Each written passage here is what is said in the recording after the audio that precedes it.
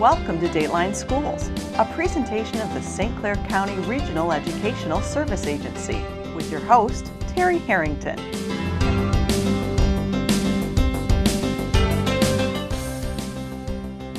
Welcome to Dateline Schools. When we think of our local schools, what usually comes to mind? Now, of course, there's classrooms and athletic events and other academic opportunities. But what about for those students who like the fine arts? Well, here in St. Clair County, we have some of the finest fine arts facilities in all of the state of Michigan. So on this edition of Dateline Schools, we're going to explore our fine arts program, take a look at some of the facilities. And joining us on the program will be the facilities manager at the Performing Arts Centers at the East China School District, Dave Simpson, as well as the Performing Arts Centers manager for the Port Huron Area School District, Denise Selby. But before we begin our conversation with Dave and Denise, let's tune in for this education update. Thank you, Terry. A student in the Digital Media Technology program at Tech was recently chosen as the winner of the Blue Water Film Festival's Bridge Art Contest. The artwork of Alex Gasparetto, a St. Clair High School junior, will be displayed throughout Port Huron to help promote the third year of the festival. His design will also be featured on all festival marketing and promotional materials. One of the criteria that they gave me to design this was basically how do you perceive the Blue Water Bridge? And I figured that most of the film people would have seen the Blue Water Bridge through the camera lens, which is I kind of hit it so that everybody can sort of relate to my design. And the colors kind of just came from like a blue, teal, like kind of like a water calm color. I originally had this orange, but then it was almost too much. So then I toned it down to a yellow, but I still used the orange to make it pop a little bit. Gasparetto completed his design as part of a class project and is the second DMT student in 2 years to win the contest. John Fitzmaurice, principal of Eddy Elementary School in St. Clair, has been promoting his other job as a published author. Fitzmaurice recently read his book Miracles from Maddie to a group at the St. Clair Library. The book published last year was Fitzmaurice's tribute to Maddie Trudel, an Eddy student who contracted bone cancer and died 5 years ago. Fitzmaurice said he wrote about her ordeal as a way to preserve her story. In the book, he also focused on the memories Maddie left with friends, family, and classmates. Fitzmaurice is also the author of The Flying Fitz, which was published in 2006. Fun and learning at the Pine River Nature Center doesn't stop when the school year ends. In July and August, students enrolled in the Nature Club will explore the center's grounds and study things such as trees, plants, insects, and animals. Students grades preschool through 6 will have Nature Club meetings 1 day a week for 6 weeks. Club activities will include hands-on investigations and making crafts. The Nature Center is adjacent to the Goodalls County Park in Wales Township. It is owned and operated by the St. Clair County RESA. More information about the summer offerings at the Nature Center and how to register is available by going to the RESA website at SCCRESA.org. Some local high school students will soon have even more resources to help them enroll in and complete college. The St. Clair County Know How to Go initiative is helping to coordinate a program for next school year that will bring recent college graduates into high school to serve as advisors. Graduates from the University of Michigan will be placed at Port Huron High School, while Michigan State University grads will work with students at KPAC and Yale high schools. The graduates will help coordinate services including mentoring, workshops, campus visits, academic advising, and more. They will work alongside guidance counselors, principals, and Know How to Go staff in coordinating services. In an effort to support healthy habits, Memphis Elementary School sponsored the Aquafina 5K Run for Fun on May 20th. Hundreds of children from all over the county ran in this event. 3rd, 4th, and 5th grade students competed, and top winners received medals. Every child who participated received a t-shirt.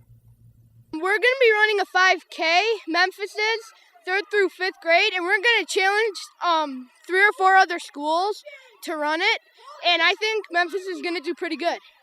Well, 2 years ago now, we started a running club for the school with 4th, 5th, and 6th graders, and we now have 41 kids. We meet 9:30 for 9 weeks, 3 times a week, and we train them to run a 5K. So after first 2 seasons of that, the idea is to promote kids to be healthier, to get up and move, not just a team sport, an individual sport, and really just finish. And we have we have Emmett Farrell, 4th, 5th grade, Kate Back, 3rd, 4th, and 5th. We have New Life Christian Academy brought their entire 3rd, 4th, and 5th, and Indian Woods brought their running club, along with Memphis 3rd, 4th, and 5th. So we've got about 700 kids, 700 plus kids running today.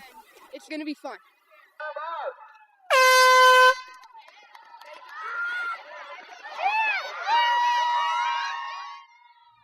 And finally, although summer has just started, it's not too early to plan for the fall.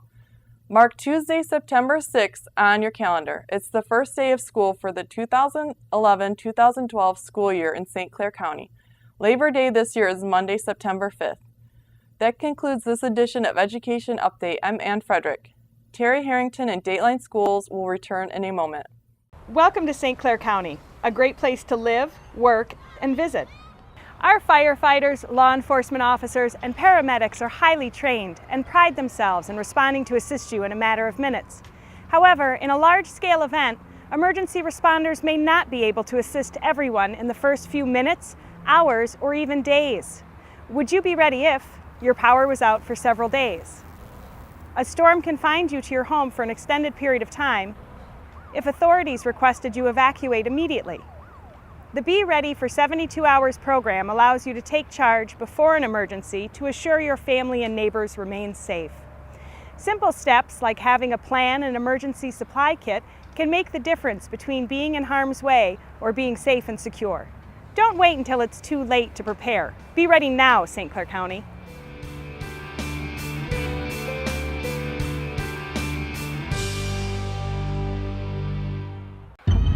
I present to you Algebra 2, Foreign Languages, and finally, Biology. Who among you will step up to their challenge? Me. Yeah, I'll do it. Me too. Sign me up. Take on the tough classes now. You need them to prepare for college.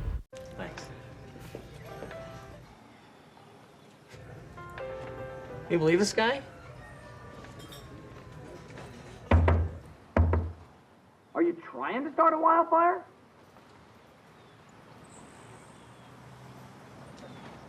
Sorry. Pass the honey? 9 out of 10 wildfires are caused by humans. Only you can prevent wildfires.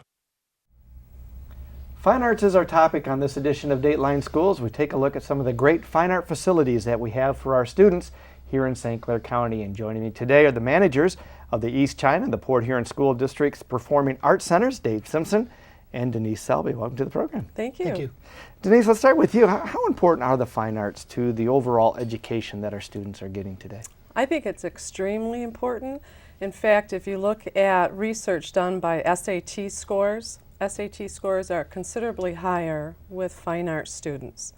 And I think it's very important to the overall education because it allows students to think out of the box when there's actually no standard answers. There's not a right answer or wrong answers.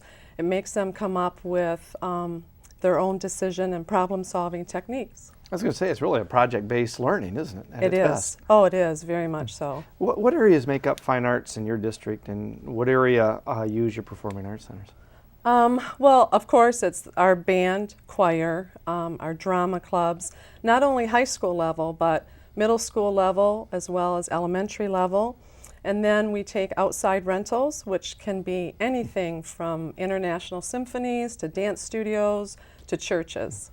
Dave, how about down in East China? Yeah, it's the same way. Typically at the school district level, it's band, theater, and choir events that start in middle school. That's when you tend to see those clubs and classes offered in the curriculum.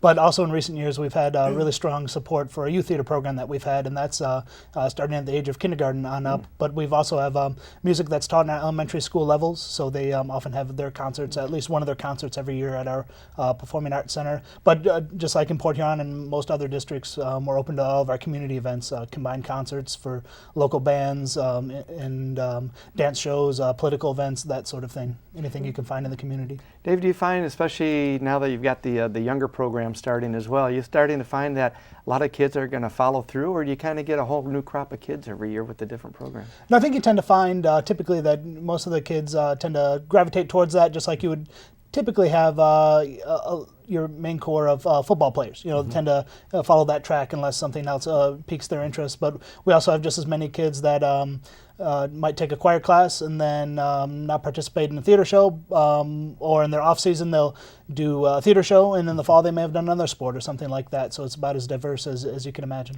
Right. What type of student do you typically see interested in the fine arts? And again, I think that's just about as diverse as the student body itself. You always have your core group of kids that are follow a track of choir or a track of theater or a track of band all the way through their education. But you have some people that might try it for a year or so, which is great. A lot of our district directors really encourage that. Come out even if you have no training in it. Come on out and audition for a show, or audition for an ensemble, especially at the younger level, the middle school level, and that sort of thing. And then you have the kids again that just keep that track all the way through their education. Mm-hmm. Denise, in Port Huron, where do you see students typically starting out working in the fine arts, especially in theater and drama? Again, I'll have to agree with Dave. I think it's diverse. Some students start at a very early age in elementary school and carry it through. Some need to be prompted a little bit to try something new as they get into middle school or high school. So it all depends on the individual. Mm-hmm. Do you find you get a lot of students that maybe they don't sing well, or there may not be actors or want to be in front of the camera, so to speak, or in front of the audience, that you get them to want to do the backstage stuff, the lighting, the other technical things? Absolutely. In fact, we've started at each high school what we call our tech club.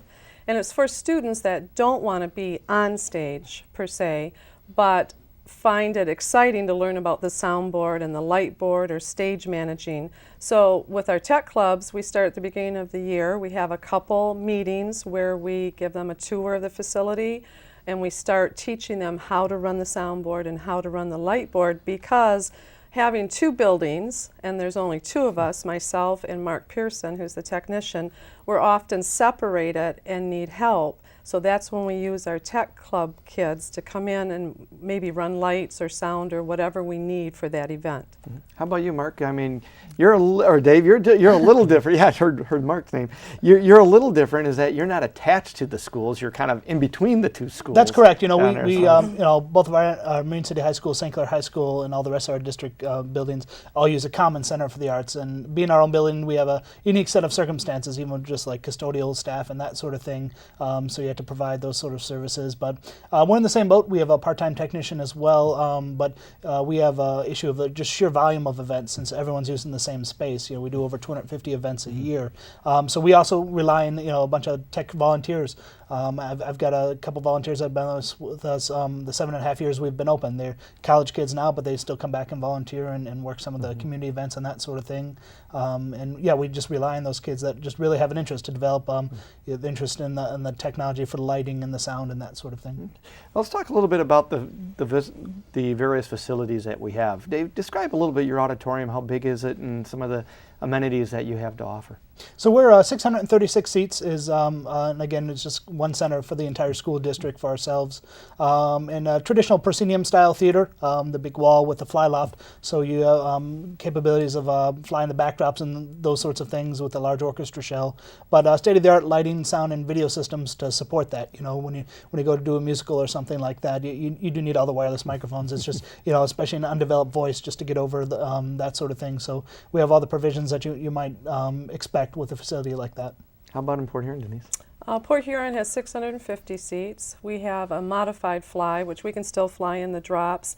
If it's a full drop, sometimes we have to tweak it a little bit, fold it over, whatever.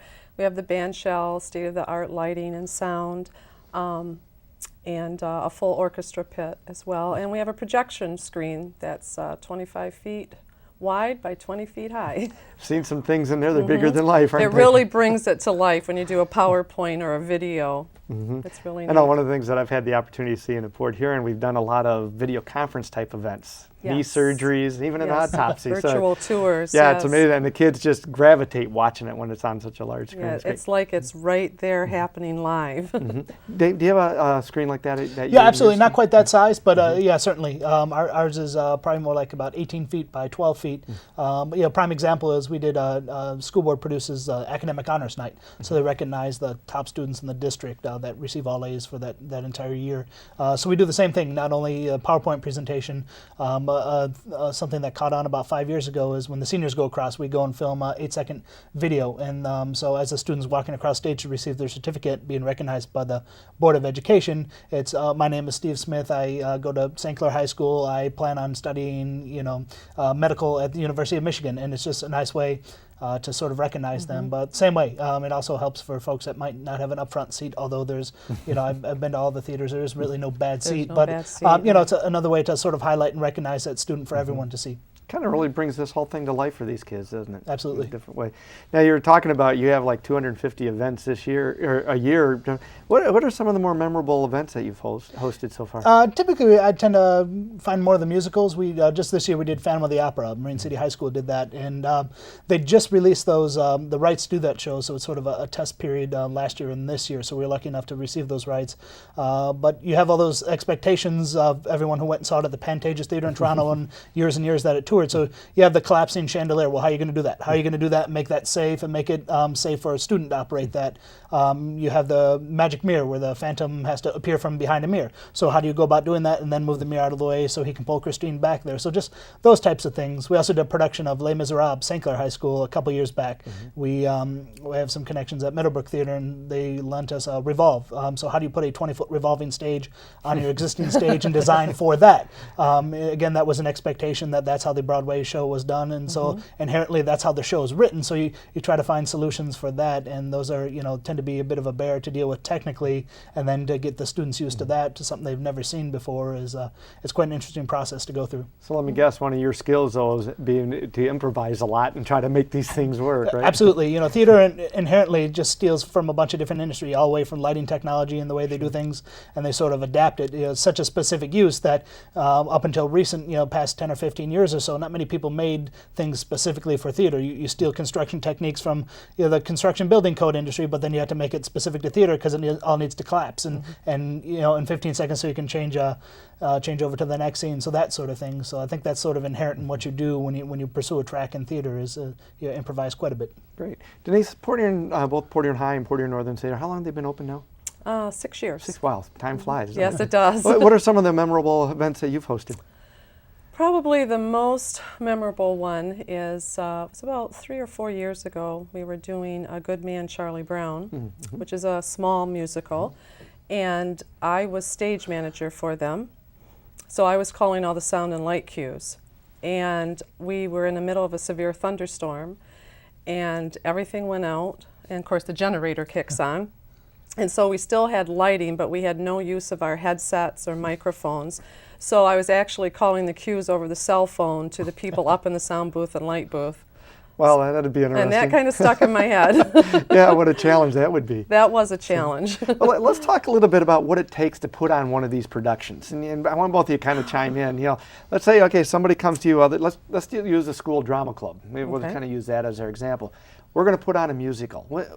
What all happens from the time they give you the idea till the opening curtain? The first thing that happens for me is I always say, get me a script. And we read the script, we being Mark, my technician, and myself, read the script over a couple times, talk to the director about what the set pieces are going to be, where they're going to be, what kind of dance numbers are involved, and start forming some ideas of our own about the lighting design for that show and what we think it should be. And then we sat down with the director probably about 4 to 6 weeks out, and we start coming up with a lighting design. Okay. And that's how we start. Of course, that's all before Tech Week and getting the lights focused and all of that. But you still have to put a lot of paper and pencil together and kind of get out and do some of those kind of things. Oh yeah, absolutely, absolutely. Dave, how about you? Where do you guys get started? It's a very similar process. Our typical production schedule is about between 6 and 8 weeks, give or take, depending on the building schedule and what the school schedules actually are.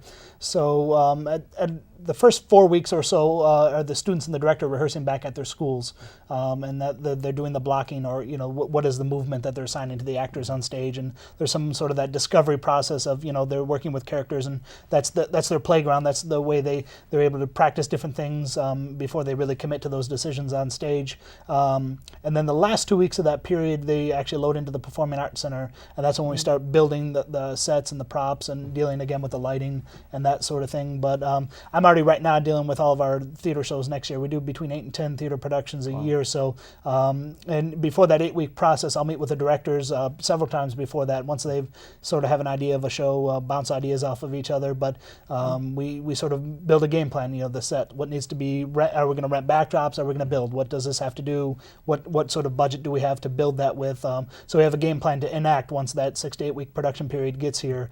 We've also had it where we thought it would be an excellent show for our student body to do, but then by the time we work out logistics, okay, this is a bit too expensive, or we don't have one or two key elements, so it forces us to chose another song, or another show altogether, and it really forces you to kind of plan much farther in advance. I think it's a lot more than most people realize that goes on to a show. Yeah, absolutely. Now, what about building of sets? I mean, you can get real elaborate, or you can be real simple. Are you both responsible for doing that in your theaters? I am not. The drama departments have a group of adults, volunteers, that build their sets, and they're usually parents of the students. So we do not get involved in the sets like Dave does, or the costumes.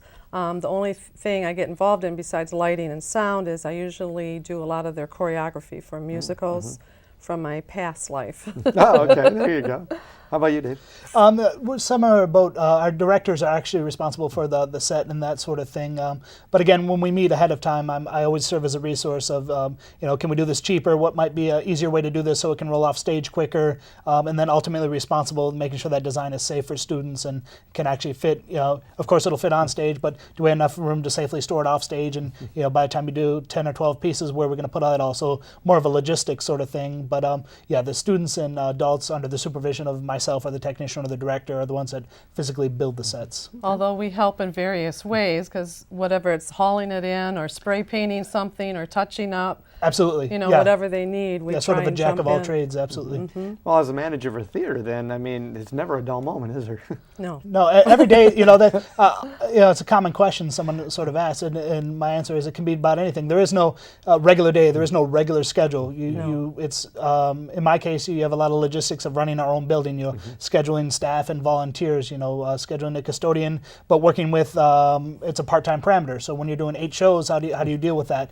And then just knowing what the specific needs are. You advancing, even if it's just a choir concert, every concert is specifically different, but what if one day you have a choir concert and the next day you're turning around into a meeting?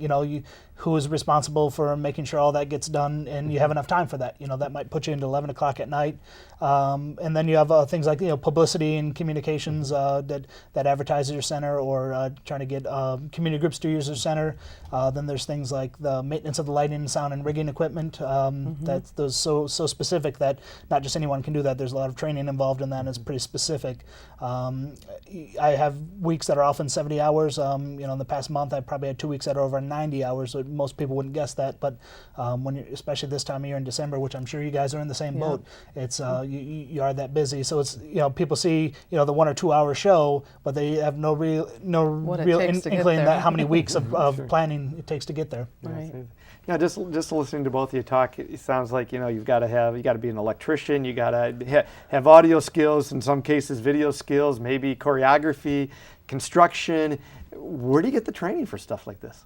Myself, I got a Bachelor of Arts degree in theater production design, but just like anything else, it's an interesting degree because it's sort of a hybrid. I had so many history classes. I had 4 sections of theater history and as well as additional history credits, and so it's an interesting hybrid of it's a technology degree. It's still very much an arts degree, but just like anything else in technology, that degree is only good for so long if you're not keeping up those skills. I spent a good deal of my time with some professional organizations, going to conferences, learning new technology. technologies, and just sort of keeping up on a handful of certifications I have. Just if you don't trend with that, just as an analogy I always like to visit is computer technology. If you had someone that was certified back in even the early 90s, that's just so obsolete. That's the Stone Age, and that's really it wasn't that long ago. Sure. Denise, I know you come from a little bit of a different background. I do. I come from the administration building as far as a confidential executive secretary there, but also grew up at McMorran, very involved in Port Huron Civic Theater, used to run 2 dance studios myself. And so I think you need a real theatrical background, but you need that other component as well, the electronics, the technical aspect of it. And with the two of us, I've been able to learn the technical part of it to a certain point, as far as running sound and lighting and that type of thing. So it takes both of those things. Also, I think organization is a big part of it with scheduling 2 buildings for my position. So it takes a little bit of both. That's great. Now, I guess this really gives people an idea of when next time they go see a show that there's a lot more to it than just setting some lights and backdrop and some of those kind of things. And we haven't talked about the rehearsal and the memorization of lines and things. So right, that's kind of crazy. That's good to see. What kind of budgets do the schools have to offer these kind of programs? The only reason I'm bringing that up is because school budgets, it's on everybody's mind today. So I mean, how are we able to keep these things functioning? Well, most of our budget is run by operations. I just have like a limited budget for supplies and repairs. Everything else is kind of out of my hands and is run by operations. Yeah, we're in a very similar boat. We get a very small budget for expendables, things like lamps for the theatrical lighting instruments, various color medias, that sort of thing that you need to replace every now and again and be able to repair. As far as sets and things like that, our theater groups are responsible for raising the vast majority of their funds that they use to rent costumes or build sets and that sort of thing. But yeah, it's my budget. I just from the 7.5 years we've done, just out of necessity, just like everyone else in schools, it's just a mere fraction of what it used to be. Oh, I can only imagine. Now, by having outside groups come in and rent your facilities, did that help offset enough of the cost to be able to keep these things open for a while? Oh, absolutely. That's one of our main revenues in keeping the buildings operating is this outside revenue, and that's why I spend a majority of my summertime, although I still take outside rentals during the summer, but I spend a good portion of that on marketing our facilities to try and bring in more outside rentals. From what your travels around the state and talking to other school districts and other theater folks and that, are we kind of unique where we have so many professional theaters just within our small community? I think it really depends. It's certainly been a trend since the early 90s.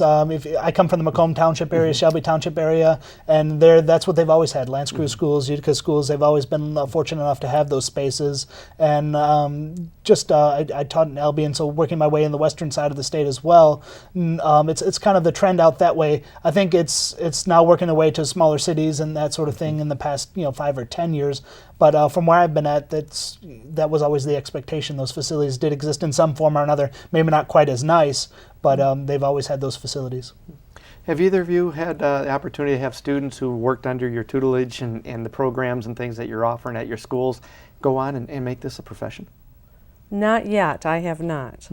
Yeah, I've had a few. Actually, I'm lucky enough to have a couple that pursued acting at my alma mater, Oakland University. So it's kind of nice to see them work through that track of 4 or 5 years of school there. But yeah, I can think about 4 or 5 students that are currently pursuing either acting or theater or music in some sort of professional capacity right now. Where do you see this whole theater, drama, production, full production going in the future? Well, I would like to see it progress because, not because of my position, but because it's so important, I do think, to the overall success of students. And it's very much a part of becoming a well-rounded person. Dave? Yeah, I agree 100%. If that's an outlet for students. It's been around for as long as you can remember, and I think it's really important. We talked earlier about the educational value of it. Every college has a liberal arts department or a liberal arts component or gen ed component that is an arts class. They recognize that that's appropriate. That's the part of their educational track. Even a professional degree, even if it's a business degree or a science degree, they recognize that that's important. But it's interesting, in Michigan with the budget and that sort of thing, you might find that if this continues years and years, which I certainly hope it doesn't, but your back is already against the wall budget-wise, so you might find that some of the programs might shrink or might have to pursue alternative funding, which could be interesting times. But I hope we don't tend to see that. But it's sort of unprecedented, so it's really hard to predict. Yeah, I can see that. But really, this has been real informative for us, and I hope the audience has really had an opportunity to kind of see what really goes on to these performing arts centers and the skills the students get and the real work that really goes on in there. Thank you for joining us. Thank you for having us. And thank you for joining us on this edition of Dateline Schools. Hope to see you soon.